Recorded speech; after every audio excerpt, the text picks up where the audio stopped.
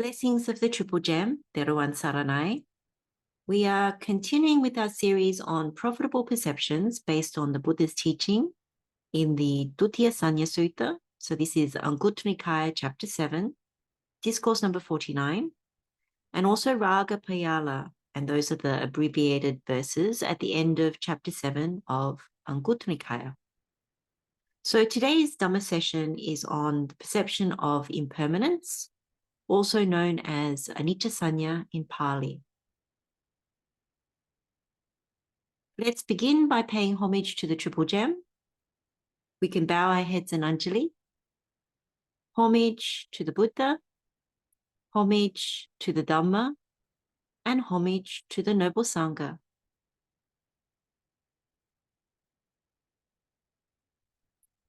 As we highlighted in our introductory session, so part 1 of this series, we are examining each of the profitable perceptions, and this is to clarify the Buddha's instructions and their meaning, and also to understand what they overcome and how to develop each one, referencing other teachings of the Buddha where needed. And then in our final session, we will consolidate them so we can contemplate them, or all 7 of them, as a single meditation. We are doing this because there is deep Dhamma within each profitable perception that we need to examine, need to understand, and also to penetrate with right view.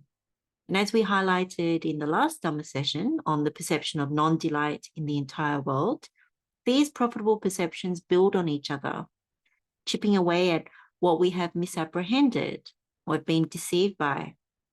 As we have seen already from developing and cultivating the earlier profitable perceptions, there is also a high degree of giving up, of abandoning of unwholesome or unprofitable perceptions. And so we lean more strongly towards Nibbana, towards cessation of suffering. So as the Buddha has said in the Dutiyasaññā Sutta, bhikkhus, these 7 perceptions, when developed and cultivated, are of great fruit and benefit, culminating in the deathless, having the deathless as their consummation. And so in the Rāgapeyyāla, these abbreviated texts at the end of chapter 7 of Anguttara Nikāya, when developing these 7 things, they help us to gain direct knowledge of lust or greed, and also more kinds of Dhamma. Lust or greed cannot be dispelled if we allow unprofitable perceptions to take hold of our mind. And so it's only by cultivating and developing these profitable perceptions do the unprofitable perceptions shrink, meaning we are less troubled and we can develop the non-greed path as opposed to the greed path. So far, starting from the end of last year, we've examined the perception of unattractiveness, so asubha-saññā, the perception of death, marana-saññā, the perception of repulsiveness of food, ahāre, patikula-saññā, and most recently, the perception of non-delight in the entire world, sabba-loke anabhiratta-saññā. And so with the remaining 3 profitable perceptions, so this is the perception of impermanence, the perception of not self in what is suffering, and the perception of suffering in the impermanent, we are now coming to the pointy end of our development of these profitable perceptions, meaning our understanding and penetration of the 3 marks of existence. So sometimes we call it the 3 characteristics, in Pali tilakkhana, namely impermanence, anicca, suffering, dukkha, and not self or not me and mine, anatta. So it's important to acknowledge that this is one particular insight pathway when it comes to profitable perceptions. There are other ones that appear in the suttas, such as Girimānanda Sutta. There's also another one in the chapter of 5 of Anguttara Nikāya. So when we develop this particular one, there's a particular sequence, there's a particular development, and it's important to honor this particular one.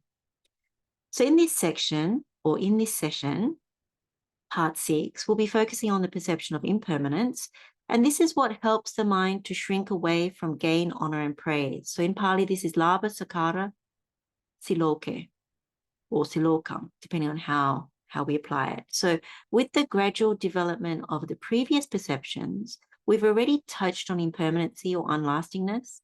So if this body, food, and other forms are aging, subject to change, and are death-bound, then the question we often ask is, where is the permanency? We've also looked at feeling and recognized how that's conditioned by contact, which in turn is conditioned by the 6 sense spheres. So if there's aging of the sense bases, aging of sense objects, and also sense consciousness, then we also experience aging of feeling. So we must also ask, where is the permanency? And we have previously looked at impermanence in a number of our other Dhamma sessions, ranging from what is taught in the Samādhi-bhāvanā Sutta, so that's Samyutta Nikaya, chapter 22, discourse number 5. And this is the arising and passing away of the 5 aggregates, and also to how we develop the 4 establishments of mindfulness, so Satipatthana, also the enlightenment factor of mindfulness, so Sati Sambojjhanga, and also the enlightenment factor of investigation of Dhamma, so Dhammavicaya Sambojjhanga, which all of these are established on understanding impermanence, unlastingness. And our examination of the 4 unprofitable directions, so this is the 4 nutriments, and looking at suffering through the 4 nutriments, specifically the 4th unprofitable direction, which is consciousness as nutriment, so vijnana ahara. This also highlighted the perversion of permanency in what is impermanent that underpins that particular unprofitable pathway. So when we now come to this perception of impermanency as part of developing these 7 profitable perceptions, we need to include these earlier profitable perceptions that we've studied, as well as what we have understood from these other Dhamma sessions into today's contemplation, because it means our baseline is coming from a higher base, one of wisdom, not a low one. So there is some wisdom that we've already developed that is going to help us.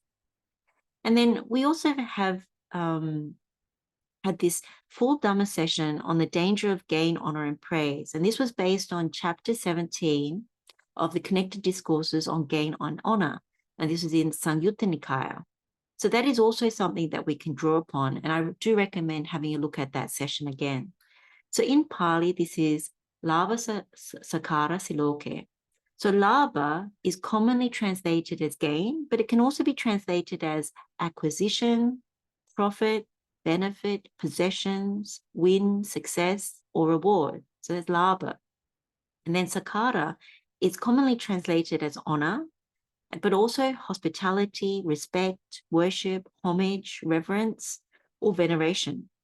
And then Siloka is translated as praise, but it also includes fame, popularity, reputable, celebrity, approval, acceptance. So we'll continue to use the translation of gain, honor, and praise for this particular session, but it's good to know that there's a lot that's contained within those Pali words. Now, with the combination of these 3 terms, we can see that there is material acquisition or physical gain, and there's also mental acquisition as another kind of gain. And so in this Dhamma session, we will be deepening our understanding of impermanence and investigating where we still get deceived by permanency, and as a consequence, continue to follow the wrong path. And by doing so, we will see this connection between the perception of permanence and gain, honor, and praise that is part of the greed path. And what we'll see is it's also linked very strongly from how we were looking at that profitable perception of non-delight in the entire world. So having developed that already, that helps us to look at this one. Now, it's important to see that we come to this current birth having misapprehended permanency or lastingness. Out of ignorance and craving, we followed the wrong path. So if we follow the unprofitable or sick perception of permanence and we allow that to stand, then we will remain bound to samsara and this whole mass of suffering. The Buddha is encouraging us to develop this profitable perception of impermanence so that we can overcome taking something as a gain, whether it is a physical or mental form of gain. Let's now deep dive into what the Buddha has said about the perception of impermanence in this Dutiyasaññā Sutta. It was said, the perception of impermanence, because when developed and cultivated, is of great fruit and benefit, culminating in the deathless, having the deathless as its consummation. For what reason was this said? When a bhikkhu often dwells with a mind accustomed to the perception of impermanence, his mind shrinks away from gain, honor, and praise, turns back from them, rolls away from them, and is not drawn toward them, and either equanimity or revulsion becomes settled in him. Just as a cock's feather or a strip of sinew thrown into a fire shrinks away from it, turns back from it, rolls away from it, and is not drawn toward it, So it is in regard to gain, honor, and praise when a bhikkhu often dwells with a mind accustomed to the perception of impermanence.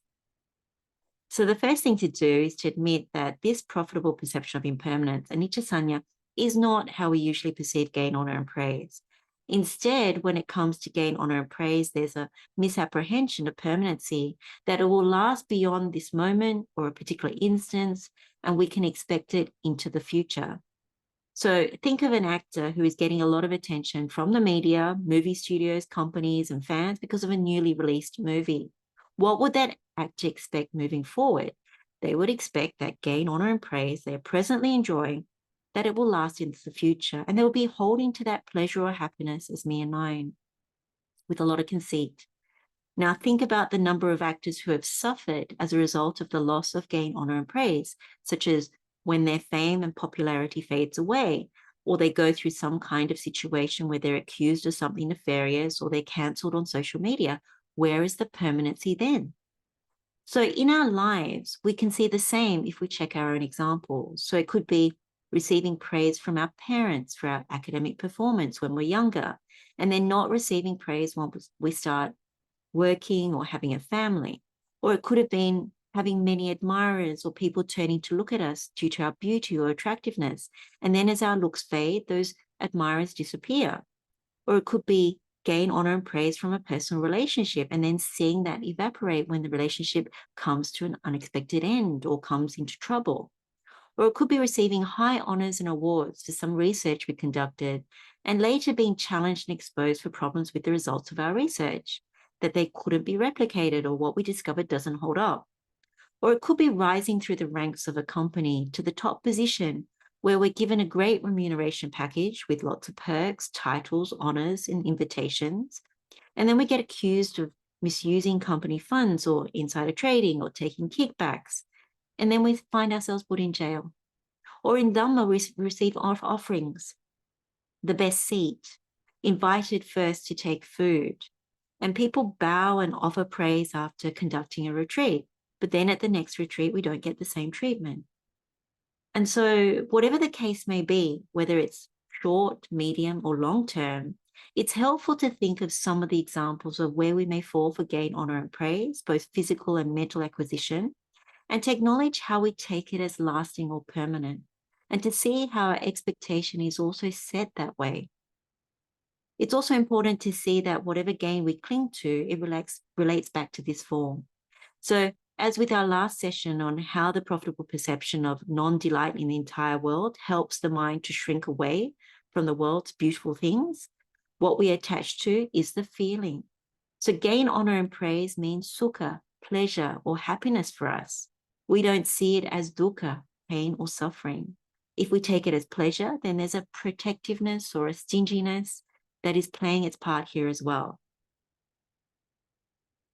As we've examined when developing the Pañcamacchariyasutta Sutta, so the simile of the cloth meditation, we know that there are 5 kinds of stinginess. So stinginess regarding gain, Lābhasakkārasaṁyutta, stinginess regarding dwelling or abode, Avāsamacchariya, stinginess regarding families or groups, Culamacchariya, stinginess regarding reputation, Vanamacchariya, stinginess regarding Dhamma or knowledge, Dhammamacchariya. So this stinginess, which is really a mental stain or defilement, it arises because we give value to the feeling in regard to these 5 different areas.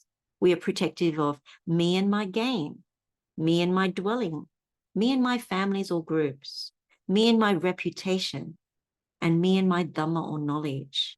And so we know stinginess is conditioned by disparaging or divisiveness in Pali Palasa, where we measure, divide, and split. So by giving value to feeling, if we take it as a gain, both physical and or mental, then we believe there is something gratifying. This is how we follow or spin the greed path. And when we strongly identify with it, this means that we take it as me and mine or self. So the wrong view is kicking in. And as our conceit grows, we think we can make it last. And so we think that this gain, honor, or praise that we're receiving is permanent. So our perceptions that there is pleasure, that it's permanent, that it's worth taking as me and mine, they're actually corrupt or sick and very unprofitable. So this is the important point why we need to develop the perception of impermanence, Aniccasaññā. In the Assāda Sutta, this is Anguttara Nikāya, chapter 6, discourse number 112, the Buddha taught the perception of impermanence is to be developed for abandoning the view of gratification. And then in the Aniccasaññā Sutta, which is in Samādhi-bhāvanā Nikāya, chapter 22, discourse number 102, the Buddha stated, when the perception of impermanence is developed and cultivated, it eliminates all sensual lust. It eliminates all lust for existence. It eliminates all ignorance. It uproots all conceit I am. So the development of the perception of impermanence is a powerful practice, and it helps us to overcome a great deal of corruption in the mind. What we're really seeing is, if I am existing like this now with gain, honor, and praise, then I take a view that in the future I can exist, I can live like this with this gain, honor, and praise. And I think it's very gratifying. And so we miss the point about permanency, and even we misapprehend the pleasure. And so we think that's me and mine.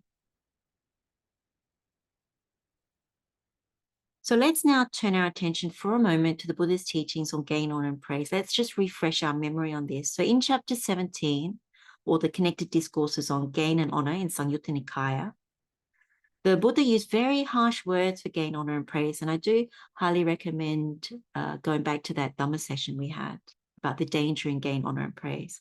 The Buddha stated that gain, honor, and praise are dreadful, bitter, vile, obstructive to achieving the unsurpassed security from bondage. And he gave numerous similes to highlight that, including how gain, honor, and praise catches you like a fish on a hook, or a dung beetle proud of their large dunghill, or a thunderbolt strike, or a poisoned dart, or never at peace like a jackal afflicted with a disease called monge, or a bird flung about by the gale winds. So it's good to look at some of our own examples of gain, honor, and praise to see whether we perceive them as the same as the Buddha, that the Buddha says dreadful, bitter, vile, obstructive to nibbana. And then also these similes, are we like those similes when intoxicated with gain, honor, and praise? Or have we actually understood the dangers? Now, the honest truth when we examine, when we contemplate, is that we don't see the danger. And when we're gratified by gain, honor, and praise that comes from our careers, our roles, our skill, from our family, from our relationships, from community service, even Dhamma sharing, we become very strongly identified with it. And we believe that instead of dreadful, bitter, and vile, we think, oh, it's great, it's sweet, it's wonderful. And so we haven't a clue that it obstructs nibbana because we're fully invested in it. Now, if this is the case, then we can identify in a perverse way with the Buddha's similes that we are actually caught like the fish on a hook. We don't see the danger. And wouldn't that be painful? And we are proud and conceited like this dung beetle and the large dunghill. If we look at that analogy or that simile, it's excrement, it's dung, for goodness sakes. And so what is there really to be proud of? Like Buddha used that particular simile for good reason. And then if we're struck by a thunderbolt, so we're taking this gain, honor, and praise, we're actually thinking it's fine. But if we were really struck by a thunderbolt, it's deadly, or we would suffer the equivalent of a great deal of suffering. And then if we're struck by a poisoned dart, again, deadly, or the equivalent of a great deal of suffering. And then if we're like the jackal afflicted with a disease, so being like a mangy jackal, then what is in fact, in that case, a great deal of suffering and discomfort. And then like the bird and the gale force winds, we would be at the mercy of those strong forces, a bit like how the Buddha talks about gain and loss, pleasure and pain, the 8 worldly winds. If you remember those things, then it's a bit like that as well, where we're at the mercy of those things, but we don't see it. And so the Buddha mentions that his cousin Devadatta in these discourses many, many times. And he used to talk about Devadatta in this context, particularly in chapter 17 of the Samyutta Nikāyas, because he was talking about the downfall of his cousin associated with gain, honor, and praise. So we need to remember, if this helps us, that if we are swept up by gain, honor, and praise, and we can't see the reality of these things, then we are following the same path as Devadatta. And so for most people who understand about Devadatta's downfall, about how he was overtaken, how he was glorifying all the cartloads of offerings that he was given by Prince Ajatasattu, then you really don't want to be associated in that way. And, you know, Buddha says, like goes with like. So we don't want to be like Devadatta. There were those that followed Devadatta, and they also experienced downfall. We want to be like Venerable Sariputta. We want to be like Venerable Mahamoggallana. We want to be like Venerable Mahakaccana. We want to be like Hathakovalavi, and, you know, all these different role models that did very well in understanding and penetrating the Buddha's dispensation and attaining path and fruit and complete liberation. So we should actually recall some of what the Buddha said with regard to Devadatta. So in Samyutta Nikaya, chapter 17, the Buddha has said, because his mind was overcome and obsessed with gain, honor, and praise, Devadatta provoked a schism in the Sangha. Devadatta's wholesome root, so Kusala Mulla, was cut off. Devadatta's wholesome nature was cut off. Devadatta's bright nature was cut off. So we don't want those things to be cut off. And so it's something to take into our mind. And he also said, Devadatta's gain, honor, and praise arose to his own downfall and destruction. Just as a plantain tree, a bamboo, or a reed yields fruit to its own downfall and destruction, so Devadatta's gain, honor, and praise arose to his own downfall and destruction. Just as a mule becomes pregnant to its own downfall and destruction, so Devadatta's gain, honor, and praise arose to his own downfall and destruction. So dreadful bhikkhus are gain, honor, and praise. And then it goes on. But the reality is we need to heed the Buddha's words, really take them to our mind, so we abandon the type of pathway that Devadatta was following. And so when we take the time to investigate and examine, what we need to ask is there really lasting pleasure in what we take in gain, honor, and praise? So Devadatta would have thought, oh, there is permanency in this. I can make this last. This is all about me and mine. And what he didn't see was the immense amount of suffering, and also that there is no permanency in these things. So our perceptions, what we need to ask is, are our perceptions truthful or are they corrupt? You know, we need to use some logic here. So for example, do we see people in the world or close to us having lasting pleasure from their job, relationships, roles, good deeds, awards, promotions, and so on? And do we ourselves experience lasting pleasure in those same things? Now, when you really investigate, you know that there is some pleasure, but it's fleeting. So that permanency does not stand. So the answer is no. And what happens is we don't see how much effort we make to try and replicate that pleasure. We try our best to make it last. We strive harder thinking there is a gain that we can hold on to. And we think it's worth taking as me and mine. But the truth, when we take our real life examples, is that we can't make it last. We suffer greatly trying to reconstruct that pleasure. And it's never the same because of aging. So then it becomes clear that when we misapprehend gain, honor, and praise, rather than turning back or rolling away, we are drawn in because our perceptions are corrupt or sick. We take delight, welcome, and remain holding to these corrupt or sick perceptions. And these corrupt or unprofitable perceptions are confirming the value we've given to pleasurable feeling. Remember, whatever we feel, we perceive. Perceptions are the ones that are confirming that. But what we haven't seen is that these perceptions are based on lies and deception. When we perceive this way, there is volition. This volition or cetana is now constructing consciousness. And our volitional formations would also be corrupt. And so we keep going back to the form and taking it as a gain. But that is false and deceptive. Now, if this is the case, then we keep following the wrong path, the greed path. Instead of equanimity or revulsion, we find gratification in what we have constructed, which means we keep developing the wrong path. We keep thinking that's the best, and it obstructs us from the noble path, the one that would liberate us. So if we never develop the perception of impermanence, then our mind is imbued with gain, honor, and praise. We don't see the danger, and we don't see how it keeps us bound to this whole mess of suffering. So the key point the Buddha has made is to reinforce the development of the perception of impermanence, so that our mind shrinks away from gain, honor, and praise, similar to this simile that he's been using a lot of the cock's feather or a strip of sinew thrown into the fire.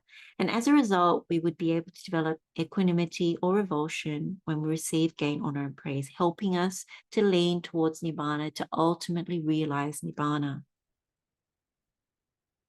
So how do we develop and cultivate the perception of impermanence? So in the Girimānanda Sutta, so we mentioned this in our last session, Anguttara Nikāya, chapter 10, discourse number 60. So we find the perception of impermanence in this particular sutta as the very first perception of the 10 perceptions the Buddha explained to Venerable Ananda. Now, with regard to the perception of impermanence, the Buddha stated, and what, Ananda, is the perception of impermanence? Here, having gone to the forest, to the foot of a tree, or to an empty hut, a bhikkhu reflects thus: form is impermanent, feeling is impermanent, perception is impermanent, volitional activities are impermanent, consciousness is impermanent. Thus he dwells contemplating impermanence in these 5 aggregates subject to clinging. This is called the perception of impermanence. Now, how we have contemplated this is the same as when we do our meditation on the Samādhi-bhāvanā Sutta, looking at the arising and passing away of these 5 aggregates subject to clinging. So one thing that's important to note is how we develop these profitable perceptions in the Girimānanda Sutta. And I mentioned this earlier. It follows a different insight pathway taught by the Buddha. So in Girimānanda Sutta, Aniccasaññā is the first one. But in Dutiyasaññā Sutta, the one that we're focusing on, it is number 5 of 7. And this distinction is a significant one as to how we develop the stages of development of the mind, and the insight differs in terms of the stages and insight. So the goal of Nibbana is the same.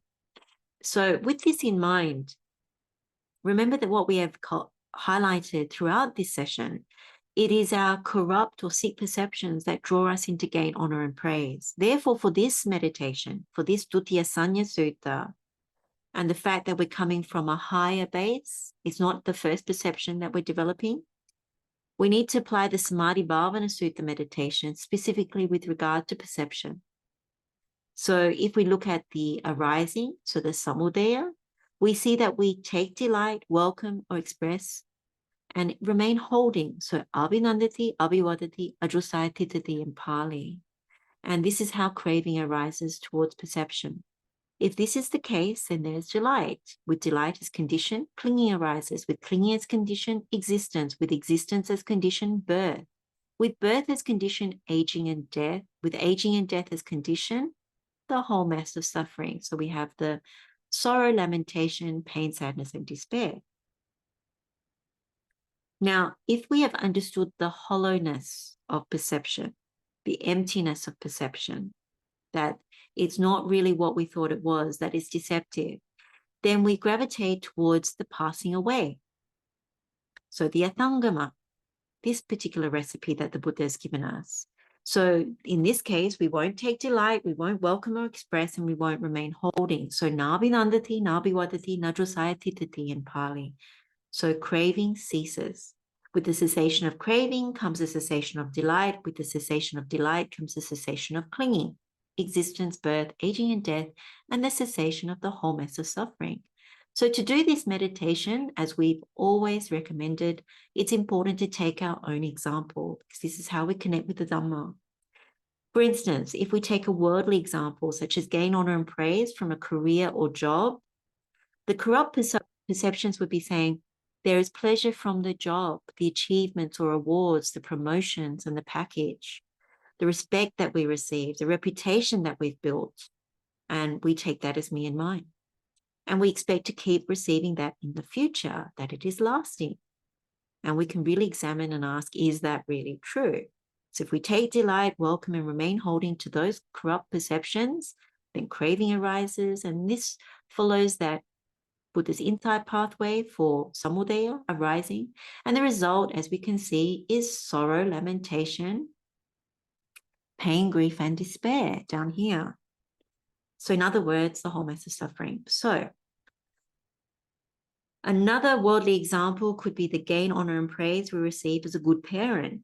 So the corrupt perceptions would be saying that there is immense pleasure in that role, receiving affection, respect, honor, gifts, being known among family and friends in the community for being a good parent. So we take it strongly as me and mine. We identify with it, expecting that to have lasting pleasure into the future. And again, we can examine and ask, is that really true? Is that really true as our children grow up? Is that really true in terms of what's happening from others? So again, that's a good example to really look at and to check. And so another one, if we take a more spiritual example, such as gain, honor, and praise that may arise after giving up household life and ordaining as a monk or nun. So the corrupt perceptions in this case may be saying, as a monk or nun, there is pleasure in receiving lots of gifts and offerings, much more than would have been received as a householder, gaining an immense amount of respect and veneration, maybe also fame, popularity, having a lot of followers, including famous and important people we wouldn't have associated with before, giving talks to large audiences, being flown all over the world.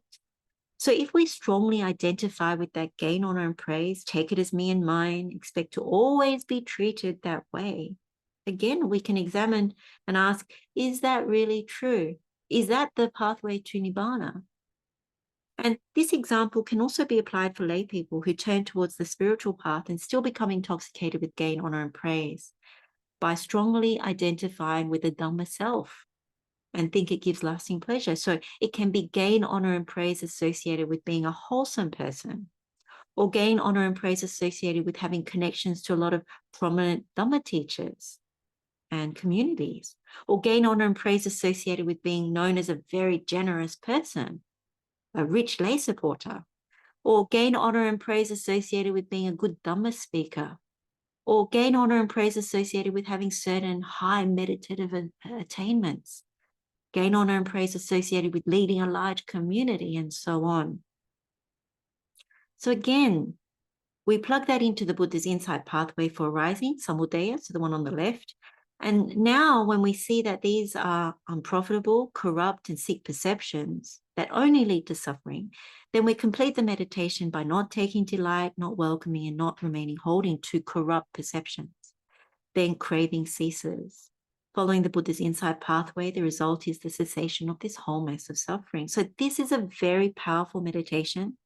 So we don't get drawn into gain, honor, and praise. By taking more and more examples from daily life where we have fallen for these things, this will also shine the light on how we keep growing conceit by believing certain unprofitable perceptions. So some of our strong, corrupt dhammas can be broken in this meditation. What also comes to mind is the Buddha's simile of a shimmering mirage that he's used for perception in the Pañcamacchariyasutta Sutta. This is Samyutta Nikaya, chapter 22, discourse number 95. And in that particular sutta, the Buddha says, suppose, bhikkhus, that in the last month of the hot season, at high noon, a shimmering mirage appears. A man with good sight would inspect it, ponder it, and carefully investigate it, and it would appear to him to be void, hollow, insubstantial. For what substance could there be in a mirage? So too, bhikkhus, whatever kind of perception there is, whether past, future, or present, internal or external, gross or subtle, inferior or superior, far or near, a bhikkhu inspects it, ponders it, and carefully investigates it, and it would appear to him to be void, hollow, insubstantial. For what substance could there be in perception? So for most of us, we take perceptions, or our perceptions, as material, weighty, and very substantial. And as a result, we get so corrupted in our mind. These perceptions are confirming what we feel. And what the Buddha asks us to really inspect, ponder, and investigate is whatever kind of perception that we have, whenever we do so, what we find is that it is like this mirage. It's empty or void. It's hollow. It's not substantial. And why is that? Because perceptions are built on lies and deceptions. There's a falsity to it. And so these two can be helpful.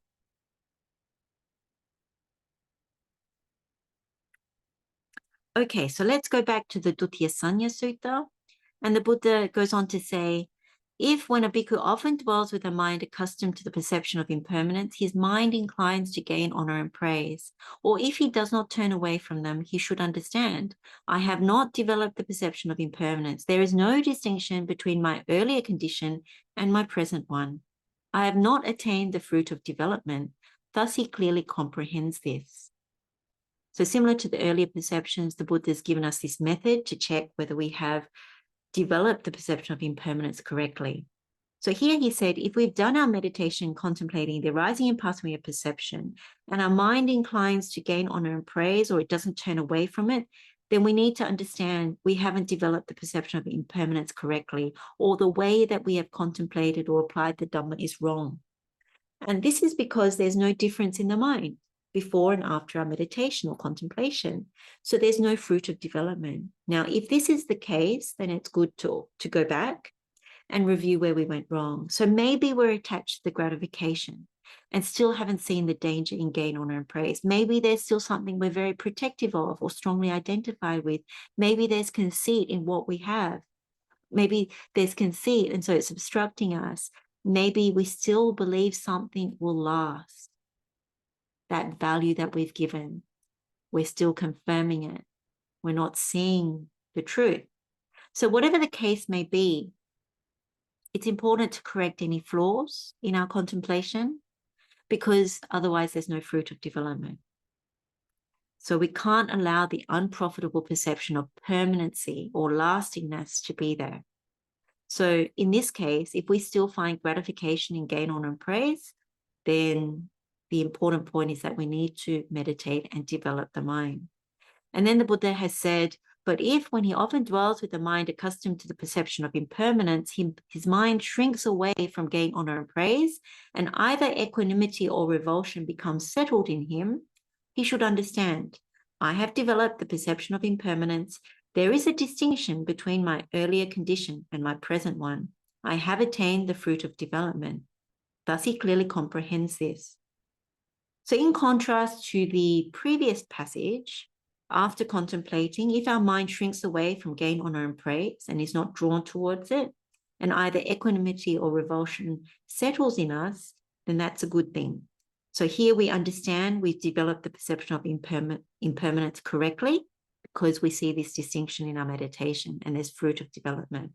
So now, when we receive gifts, offerings, praise, popularity, fame, respect, some form of gain, material or immaterial, whatever falls under the umbrella of gain, honor, and praise, we are no longer swayed. We no longer get intoxicated, nor wish to become intoxicated with these things. So when we see the impermanent nature of perception, we don't take anything as me and mine. We understand that what we thought was pleasure is really suffering, so we don't identify it, we don't attach to it.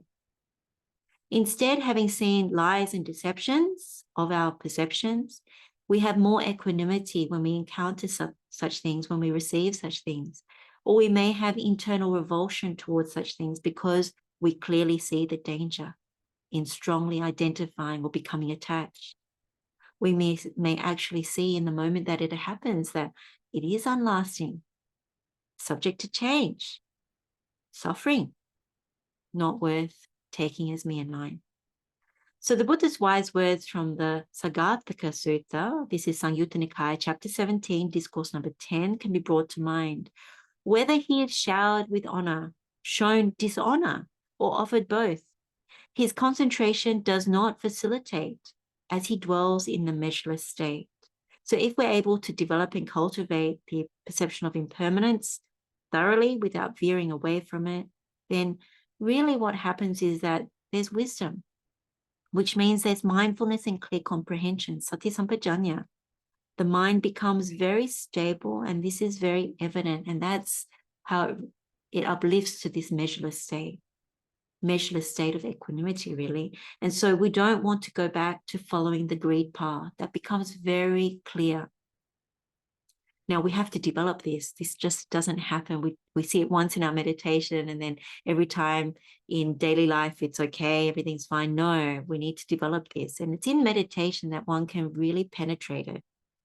So often with our earlier condition, prior to correctly developing the perception of impermanence, we would strongly identify with that gain, honor, and praise as me and mine, take it as lasting pleasure. And in that case, the mind would lack the wisdom. And so what you see is the mind shakes or wobbles. So even in daily life, what's happening is when respect is given, when praise is given, the mind is shaking. It gets excited, it feels gratification. But the distinction, if you really know it, if you see it in meditation, is the mind does not wobble or shake. It's very steady. It sees Aniccasaññā. And so if you keep developing in this way, then what we do when we go out is it doesn't shake so much in daily life when one is the receiver of certain things like that. It's very helpful. And so the Buddha has confirmed that when we develop and cultivate the perception of impermanence, it's of great fruit and benefit because Nibbana is its final goal and accomplishment. And so in that way, we often see, even in Bāvanā Sutta, that the highest merit making in that Buddha's discourse is actually one whiff of the perception of impermanence. It's that powerful. And ultimately, it's a very, very helpful thing towards attaining the final goal of Nibbana.